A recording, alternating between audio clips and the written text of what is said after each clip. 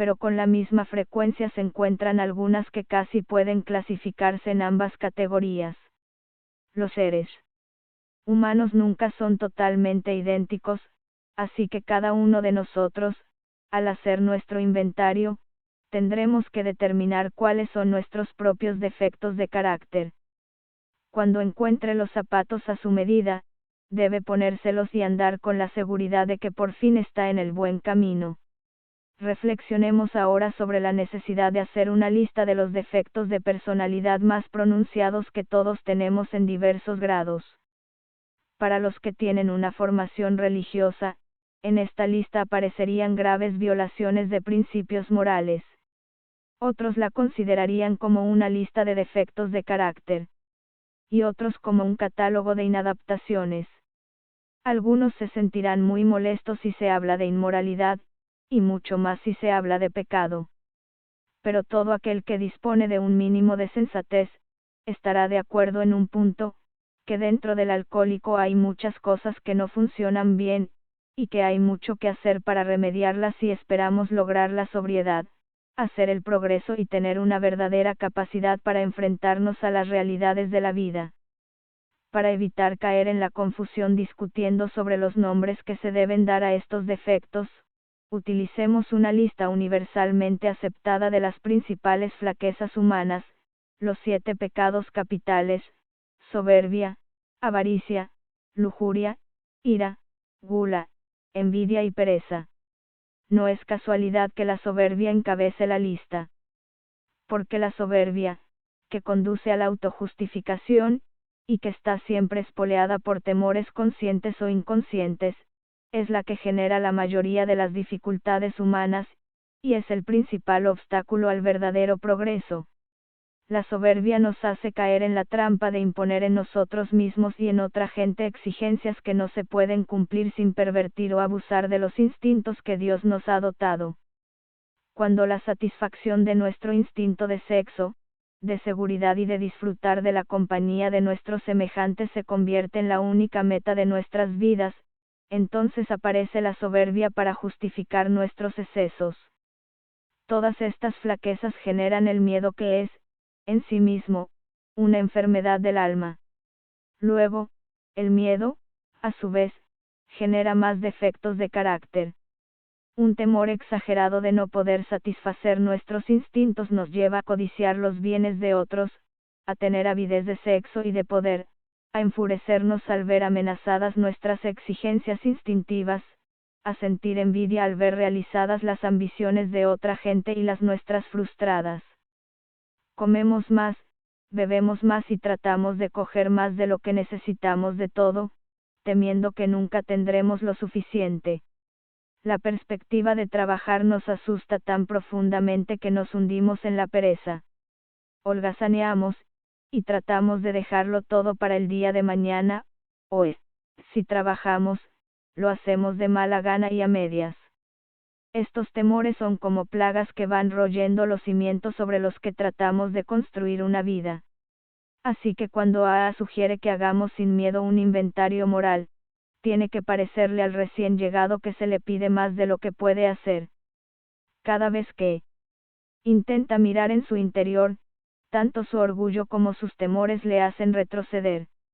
El orgullo le dice, no hace falta que te molestes en hacerlo, y el temor le dice, no te atrevas a hacerlo.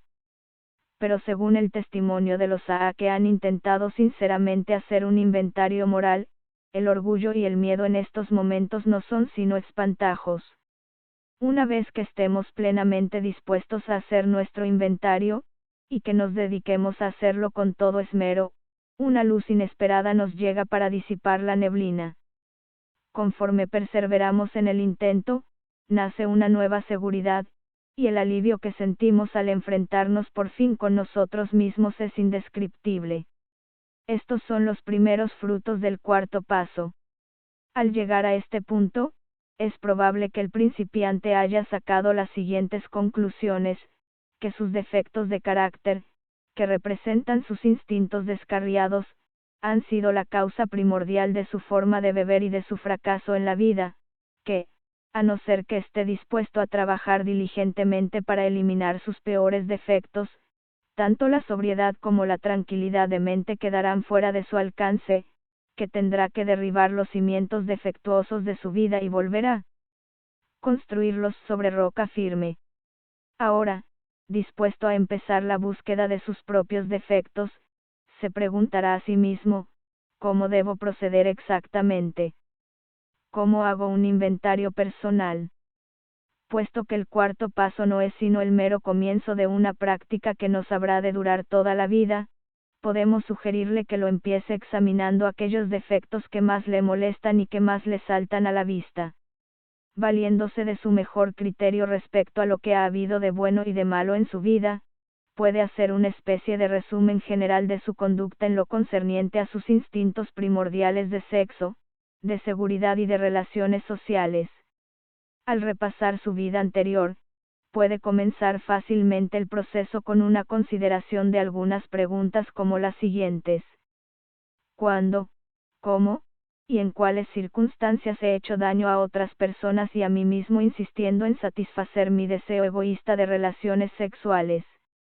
¿Quiénes se vieron lastimados, y cuál fue el daño que les hice?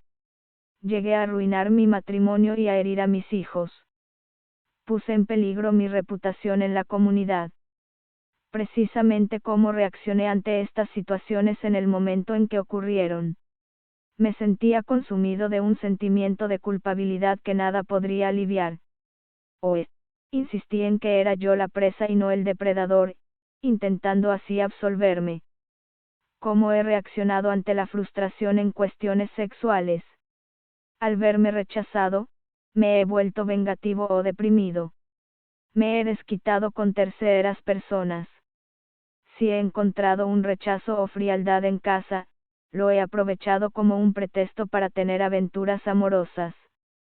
Para la mayoría de los alcohólicos también son muy importantes las preguntas que tienen que hacerse acerca de su comportamiento respecto a la seguridad económica y emocional.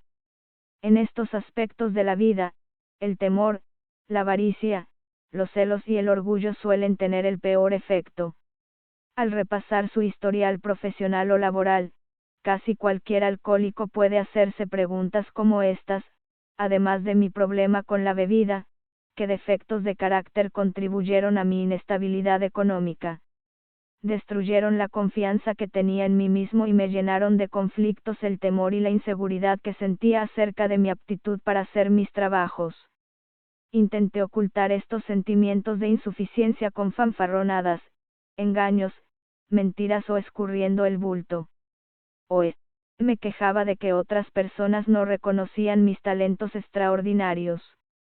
Me sobreestimaba a mí mismo y hacía el papel de personaje importante. Traicionaba a mis colegas y compañeros de trabajo a causa de mi ambición tan desmedida y mi falta de principios. Derrochaba el dinero para aparentar. Pedía dinero prestado imprudentemente, sin importarme si lo podía devolver o no.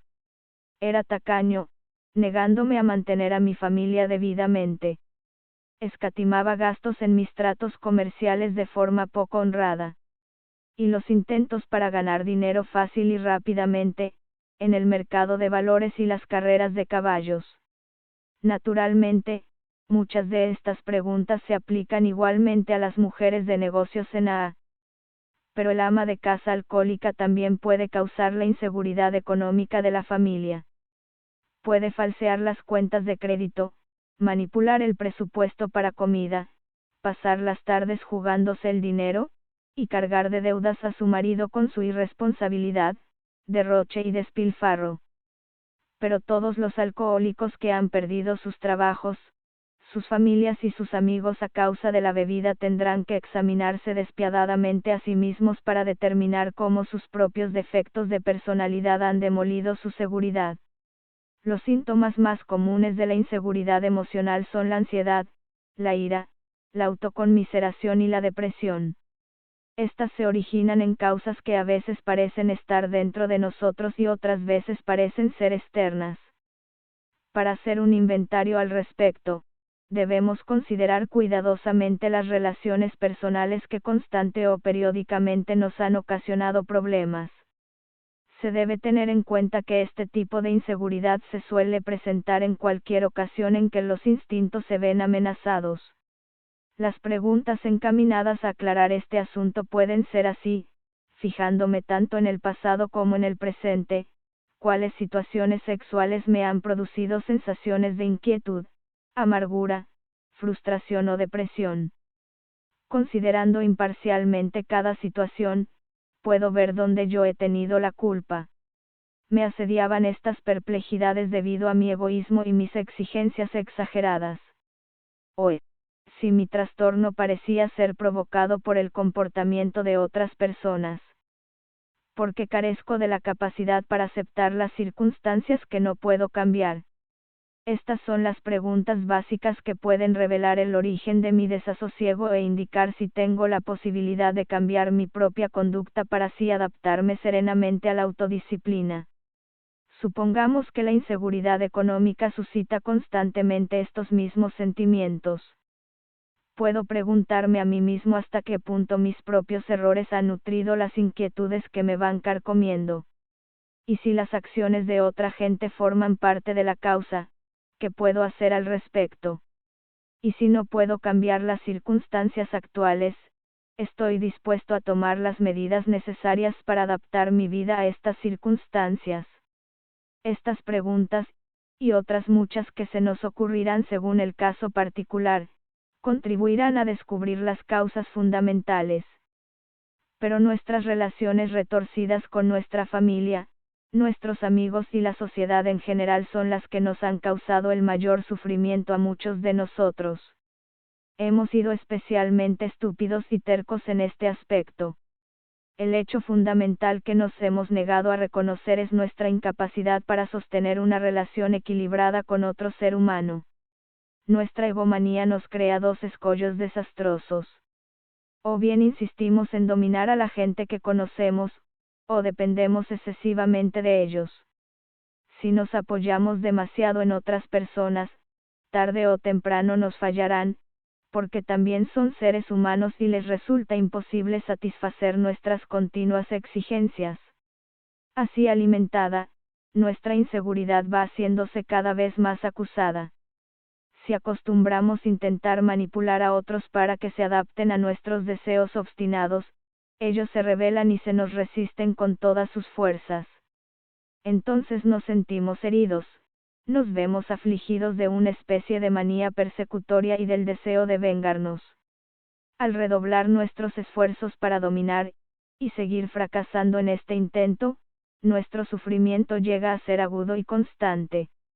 Nunca hemos intentado ser un miembro de la familia, un amigo entre amigos, un trabajador entre otros trabajadores, y un miembro útil de la sociedad. Siempre hemos luchado por destacarnos del montón o por escondernos. Este comportamiento egoísta nos impedía tener una relación equilibrada con cualquier persona a nuestro alrededor.